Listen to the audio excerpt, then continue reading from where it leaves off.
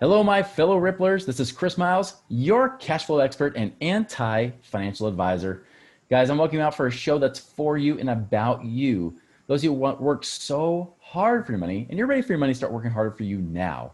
You want that freedom. You want that cash flow. You want that prosperity today, right? Not 30 or 40 years from now, but right now. So you can be able to have that life that you love, doing what you love with those that you love. But on top of that, it's about creating a ripple effect through people's lives. Because as that rippler, you're here to do much more than just sit on your butts and do nothing and just make money. You're here to make a difference in the world and bless people's lives so you leave the world better than when you came in. And guys, I'm proud to be a part of that with you. Thank you for allowing my ripple effect to continue through you guys. Thank you for allowing me to be able to teach and be able to share and everything else. Here's a quick reminder, check out our website, moneyripples.com. There's not only great podcasts and blogs on there, but you can also check out the Beyond Rice and Beans, 7 Secrets to Free Up Cash Today you can download for free. So check that out. So today, guys, I've got a special guest here. I've got a returning guest, actually, Mitch Stephen, who I've had on 2 years ago, but maybe some of you guys didn't get to that interview. So I want to kind of reintroduce him and bring him on because it was so much fun having him on last time that we just had to do it again. I remember being on his show. We laughed. So I think we laughed half the show, Mitch. It was awesome. I loved it. So it's one of my most memorable interviews I ever had. So Mitch, so you guys know about him, he's a self-employed real estate investor for over 25 years. His real estate career started when he was 23 years old when he read Nothing Down by Robert Allan. You guys remember good old Bob, right? He purchased well over, get this guys, over 2,000 houses in and around the San Antonio, Texas area. He's also produced lots of books. We got 1,000 houses and books that we even talked about last time as well. And we'll even talk about here a little bit too. But guys, this guy is the master of it. This guy is seasoned. He's true and true. He is the real deal. So Mitch, welcome back to our show. Wow, I'm going to have to frame this recording or something. That's pretty good. Well, hey, it's all yours. You can have it. Well, thank you. I'm glad to be here, Chris. I'm excited. Absolutely. Well, tell us a little bit about that journey. What happened? What got you down the path of real estate in the first place? Well, I mean, it started. I lost a relationship that was important to me to a man who had a lot of money, and I couldn't even blame her. I would have went with that guy too. Shit, that guy had a lot of money. If they ever broke up, you're like, I'm next in line, right? Yeah. So, but I couldn't even blame her. I looked in the mirror and blamed myself, and I just said, this is never going to happen to me again. It starts right now. And when you're at the bottom, it's a great place to reinvent yourself because, usually if there was any entourage, it's all gone.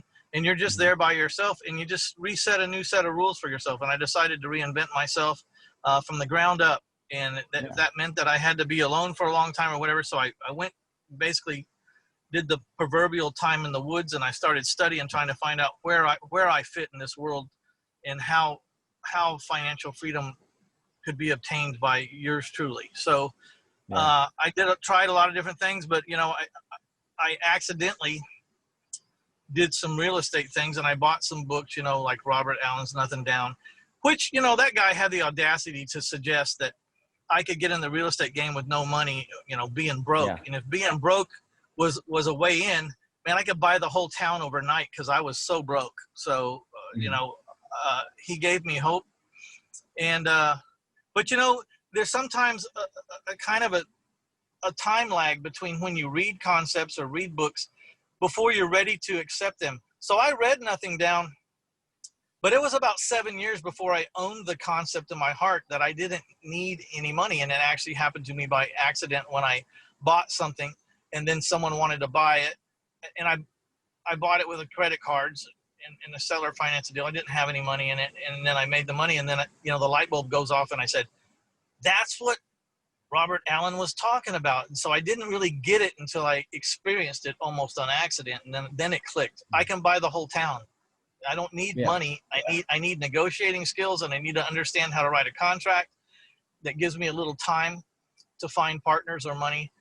And I can buy anything. I can buy things way over my head.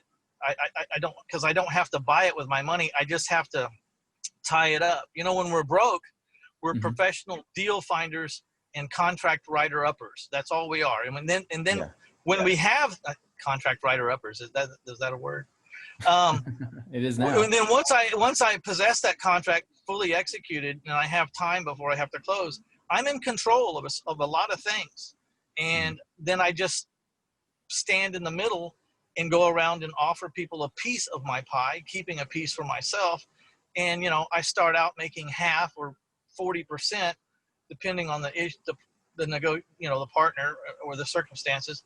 And then with that 40%, I worked my way out of a hole and worked out to where, eventually I really didn't even need partners. I elected to keep partners because I really did realize the value of 1 + 1 = 3 or 4 or 10. And so I kept my partners even when I didn't need them, because there was a multiplier effect to it, and we got along good, and we could combine resources and networks, and I could grow much faster with these partners that were much more experienced and much further down the road than I was. So I elected to keep partners for a long time, even though I didn't need them. And that's kind of how it started. Yeah. And it's kind of built from there, right? Yeah.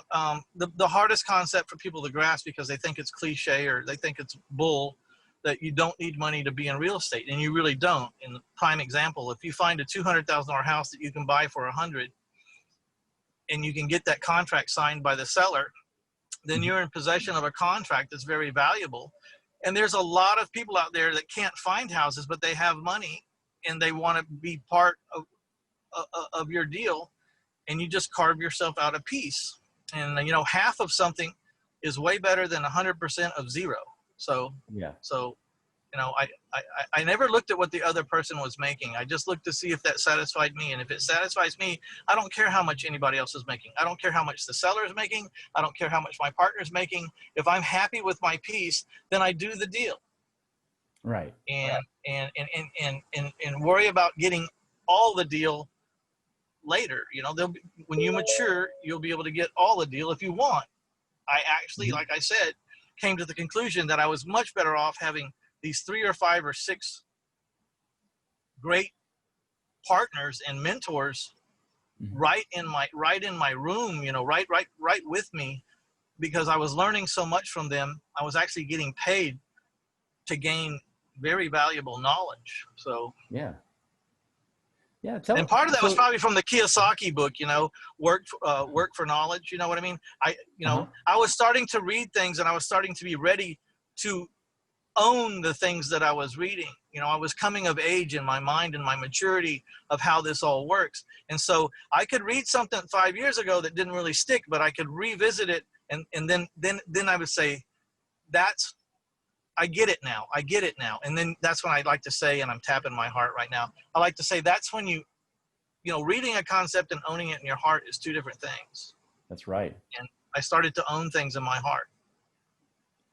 Yeah, that's key, because there's a lot of people that will learn, like even people I know that listen to our podcast, listen to other podcasts too, right? They'll be almost constantly learning, but never applying. And like you said, like just taking a concept, even if you learn just one concept and be able to apply it, is way more impactful than just learning a lot of stuff and then doing nothing. Yeah, you have to have action in the formula. But a lot of people are just paralyzed by fear or whatever. So that's one of the reasons it was good to be with those mentors, because when I was afraid, I would tell them what I'm afraid of, and then they would explain to me, and then I had to decide whether I believed them or not. But most of the time, they're pretty smart and had very logical reasons why we shouldn't worry to the level that I'm worrying. I mean, there's always risk in a deal. There's no such thing as no risk. There's no guarantees. But they were so calculated, and these people were so sure of themselves, and they would tell me about their experiences and go, "Look, I've done this before. We're going to be fine. The worst thing can happen is X. Can you live with that?" And I go, "Well, yeah." And usually the worst thing is we're not going to make any money, but we won't lose any money. Yeah. Yeah, that's key. I mean, I get that a lot too. When people come to me, they're like, "Well, I've never done these kind of real estate deals before. How do I do it? Like, how do I know it's not risky?" I'm like, it's only risky if you have no clue what you're doing, but just trust the process. And as you go through it, you start to realize this will get almost monotonous and boring to some level, and boring's good. Boring is sexy to me, Well, yeah. So one of the things I realized was that private money, or the ability to fund your own deals was the big key. Like, I could have kept these deals and made a lot more money instead of accepting a wholesale fee or a 50%. You know, the partners are the most expensive money in the world. They're taking 50% of your profit. It makes Yeah. hard money look cheap, you know. But you know, and I could have went and got hard money, but I was not so naive to believe that I didn't need their expertise, because I knew that I didn't know everything, and that would get me in trouble. So I kept electing to get 50% or, you know, or wholesale until I got comfortable. And then I took some private money courses, and I figured out, you know, that I was capable of getting private money. That's the big thing. It was the mindset. I haven't been a long time in this business. I'm very young. You know, I didn't have this problem, but a lot of the students I talk to, I have bad credit. I don't speak the language very well. I mean, there's all these excuses that you kind of brain screw yourself. And at the end of the day, it doesn't matter about who you are, because Charles Manson should have been able to get money for these deals from prison. You know, it was about the deal. Was the deal sound? Was it lucrative? Because if it was, someone wanted half, and they would put it up. It didn't matter who I was. What mattered was the deal. And when I figured that out, I just became, you know, a man possessed. And I right now have $26 million of private money out on the streets of my town right this minute. I just cut checks, you know, a few days ago to pay my private lenders, and I was watching the checks spit out of the computer. It was over $225,000 worth of checks, and that I got to write every month. Wow. And it doesn't scare me, because of the way I've set up my private lending arrangement. It doesn't scare me at all. Yeah. So a lot of the people listening right now, they're kind of looking to be quote unquote passive, right? They're looking for ways to get their money working for them. You know, how would they know whether it's a good idea to invest with someone like you, or how would they find someone like you? Like, what questions would they need to ask or know that it's going to be a good thing? Well, like when my private investors come to me, or they're interested, you know, I plant seeds.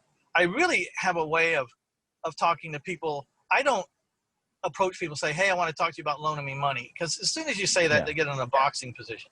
I just open the door to the topic of house flipping, and then they want to know how I do it, and I start to explain how I do it. And part of that explanation is how I raise the money, and how the people that give me the money or loan me the money, how they're protected and why it makes sense to them. And then they plug themselves in. If it's for them, they'll let me know.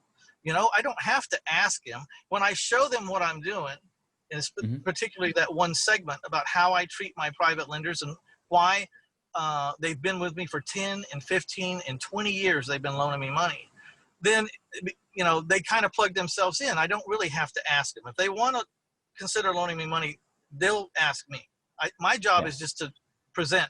And then the other thing is to always, you know, if I was a private lender, this is what I would do.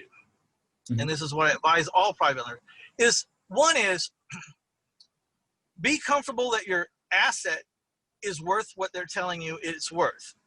You know, independent survey, independent appraisal, or a professional broker that'll give you a professional opinion, maybe a friend that's in the real estate business that'll run the comps. Just make sure that this, they'll never be exact, but you know, everyone's assessment varies a tad, but make sure you're well within the ballpark, like really close. And then get references. You know, if you have to, or you still got this thing in your gut, then do a background check.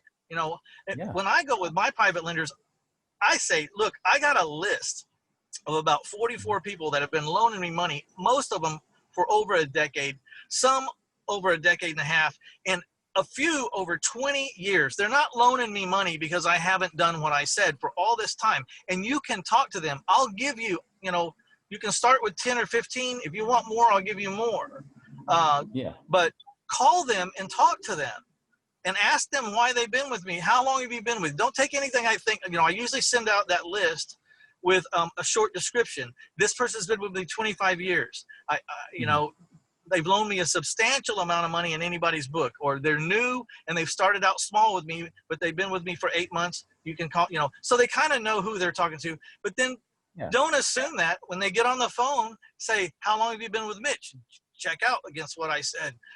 You know, I understand, you know, I wasn't told the amount, because I never tell people the amounts that people have with me, but they say, I understand you have a very substantial amount of money out with him.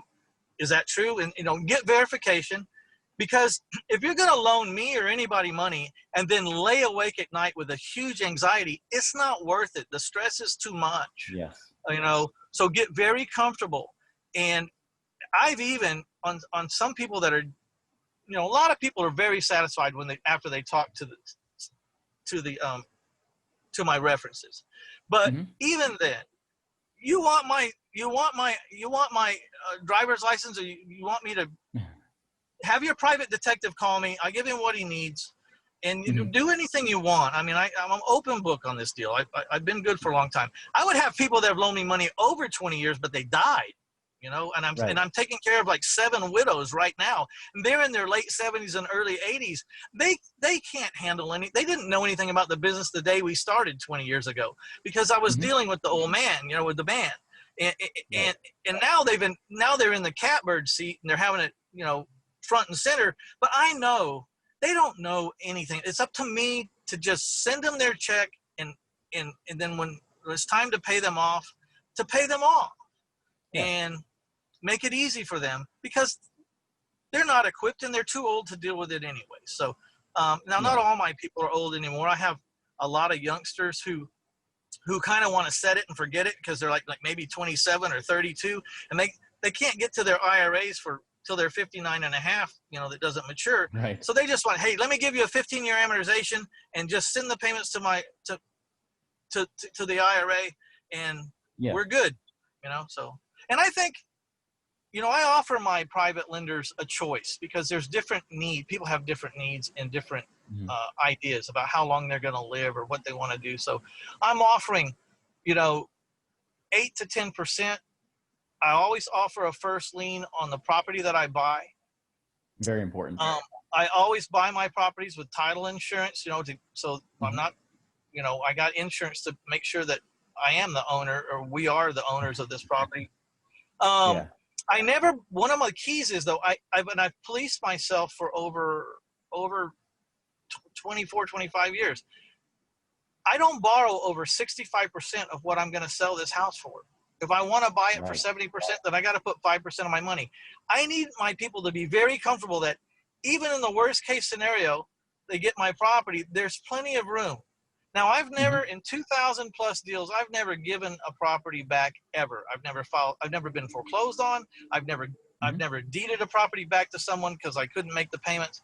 I never filed Chapter 13 or 7 or bankruptcy or anything. You know, knock on wood and thank God. But a lot of it's not just, you know, divine intervention. A lot of it's because I don't put myself in a position to get smashed. You know what I mean? Every deal, and every deal stands on its own. So there's one borrower, there's one lender, and there's one piece of collateral generally. If I need to put up 2 pieces, I do, but generally it's 99.9% of the time it's one property. I only average borrowing 58% of what I'm going to sell it for. So on a $100,000 house, I average borrowing $58,000, and that was over the last 300 houses I did. You know, I bought a house every 4 to 5 days for over 2 decades, and I've done almost all of it with private money. I am very bankable. I owe millions to the bank too, and I'm very bankable. But there's a lot of difference in bank money and private money. You know, banks tell me how they want to do it, and I present the options to my private lender and kind of tailor it to them. So when things are very matured and all my notes are matured, I can go pledge my notes to a bank, and I can get a 4.25%, 15-year fixed no adjustment loan. But I'm more than willing to pay 8, 9, or 10% to a private lender for the speed and the ease of it, because banks do not move fast. And in my business, we cannot get to these deals in slow motion, because usually there's some huge back pressure. And that's one of the things I caution people that they say, well, I want to do one. I said, okay, so I don't want you to be alarmed, because when I need the money, I'll need it relatively quickly, because that's the nature of the business. It's the nature of the beast. I'm getting these things at discounts because they're about to lose the house to the court system or to something, and they're not going to get anything. And they usually have their head in the sand till the last minute, and then they'll call me, and then I got like 3 or 4 or 5 days to do something. So don't be alarmed, because you know, one of the three signs of a con, Mm-hmm. one is the deal's over the top for you, like way good. Now, I don't think 8 or 9% is in that category, but for a lot of people, that sounds pretty damn good, because CD rates now are 1% and you're offering 10.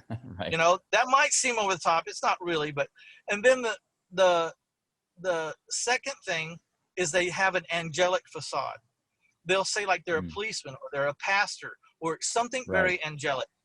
So, and then the kicker that'll make you start looking for the con, the red flag that'll go up, is unreasonable time pressures. And that's why, you know, whenever I got a deal and someone's really putting unreasonable time pressures on me, I go back to say, do they match the other two requirements? Do they have an angelic facade? Is the deal way too good to be true?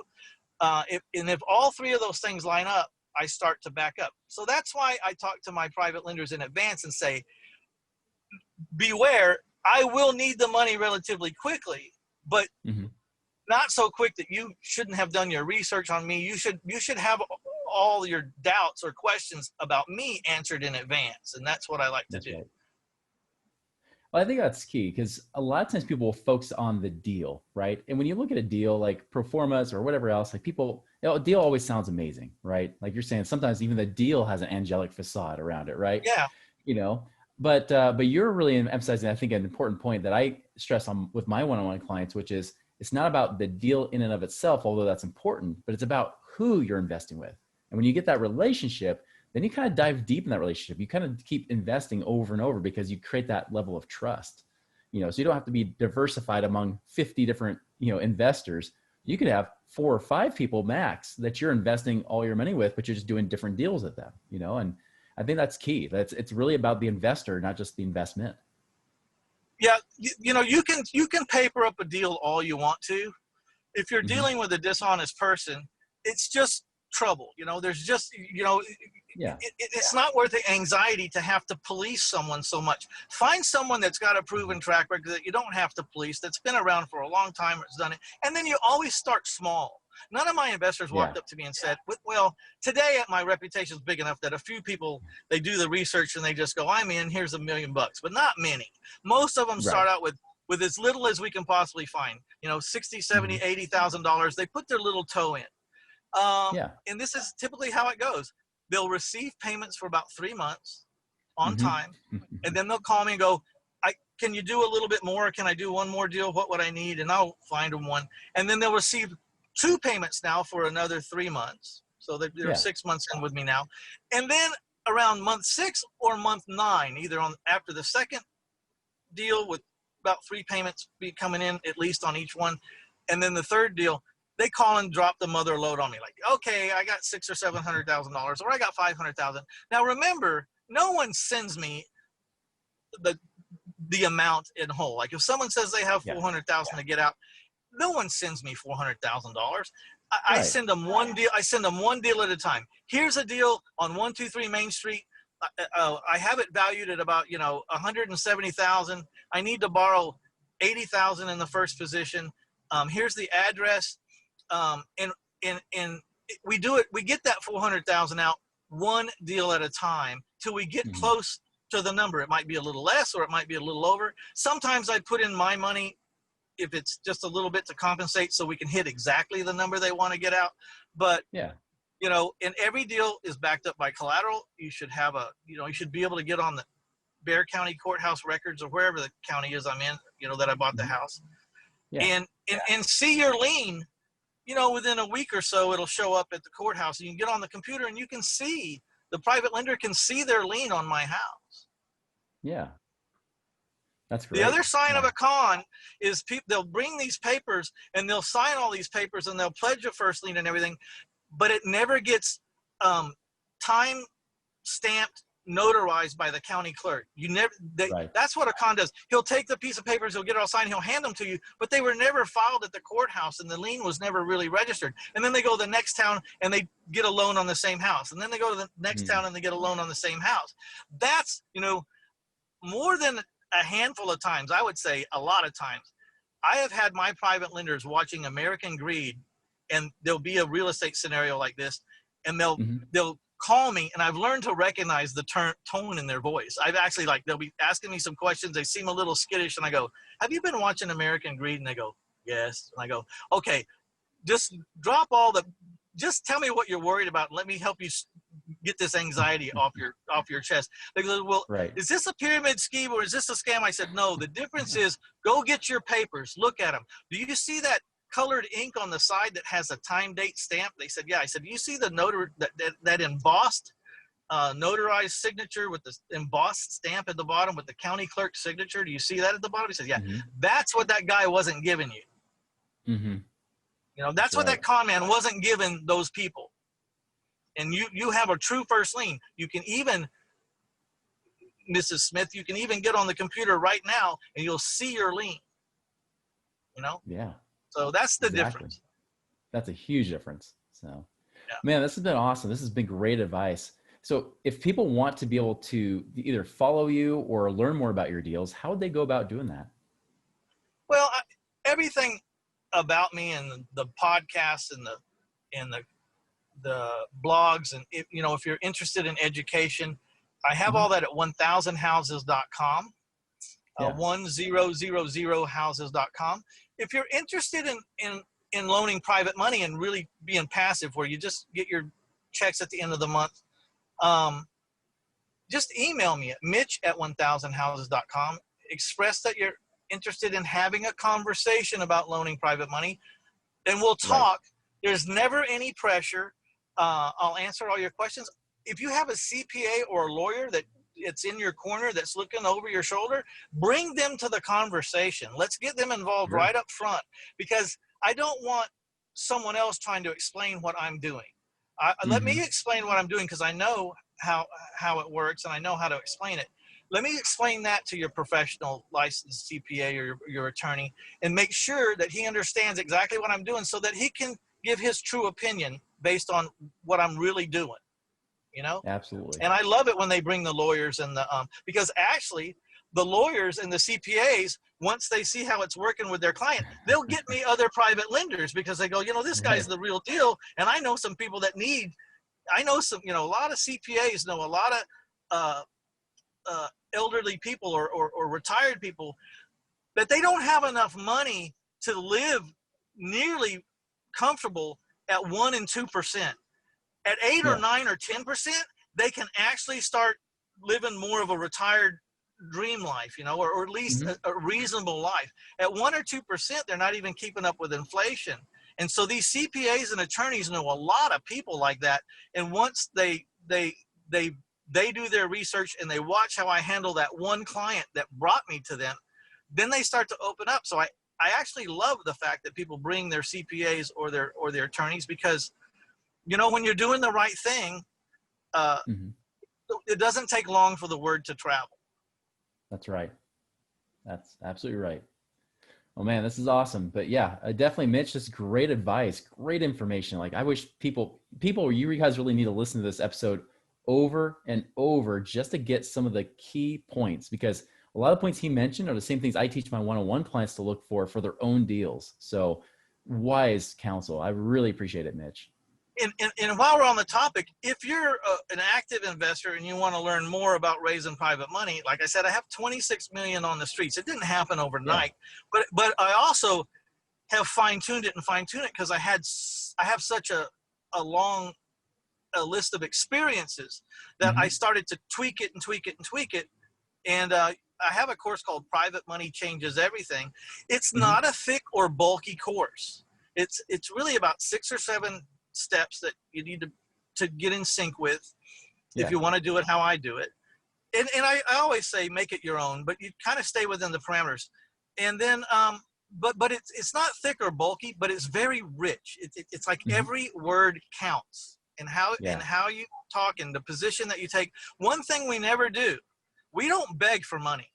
We are helping people. Well, I've helped, That's right. a lot of elderly people live a much better life. I helped a lot of people that couldn't get out of the rent cycle own a home.